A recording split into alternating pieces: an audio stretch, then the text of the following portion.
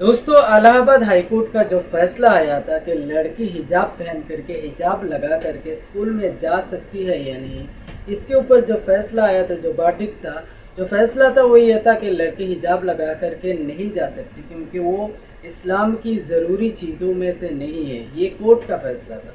All India मजलिस इत्तेहादुल मुस्लिमीन के president सदर असदुद्दीन ओवैसी ने कहा है कि कोर्ट कौन होता है, इस्लाम की ज़रूरी चीज़ें कौन सी है या नहीं, ये फैसला करने वाला कोर्ट कौन होता है। उसके अलावा हिजाब उसके सर पे होता है, हिजाब उसके दिमाग में नहीं।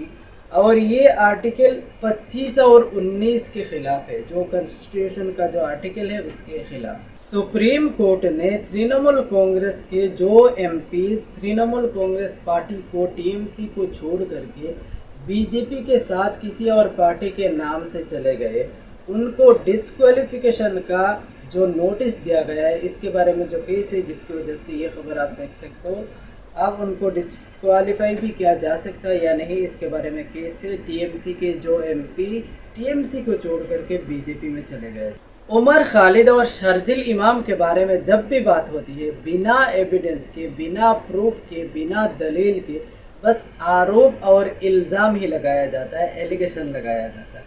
इस बार जो केस के मामले में ये जो खबर है, उमर खालिद और शर्जिल इमाम की बेल की मुखालफत करते हुए उन्होंने कहा है कि ये मास्टरमाइंड है। 5-6 साल दोनों लोग जेल में रह चुके हो, आपके पास कोई प्रूफ नहीं है, एविडेंस नहीं दे पा रहे हो, आपके पास उनके क्राइम का कोई रिकॉर्ड नहीं है, फिर भी वो मास्टरमाइंड है।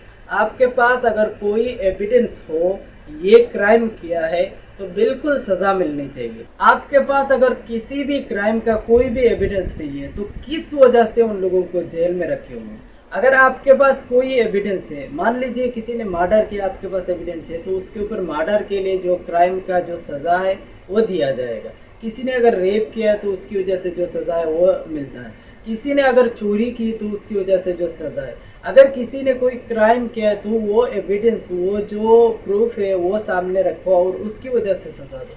किसी को आपको लगता है वो मास्टरमाइंड है, आपको लगता है वो गुनाहगार है, आपके लगने से क्या होता है भाई। देश में संविधान है, कानून है, देश में चीज़ें हैं, सब आपके हिसाब से आपको लगता है आपको हर किसी को मार डालना है, आपको जेल में रखना है। ऐसा कैसे हो सकता है। अगर किसी ने कोई क्राइम किया है आपकी सोच से नहीं होता है। अगर किसी ने क्राइम किया है तो वो क्रिमिनल है, अगर किसी ने कुछ किया है तो उसकी वजह से सज़ा है।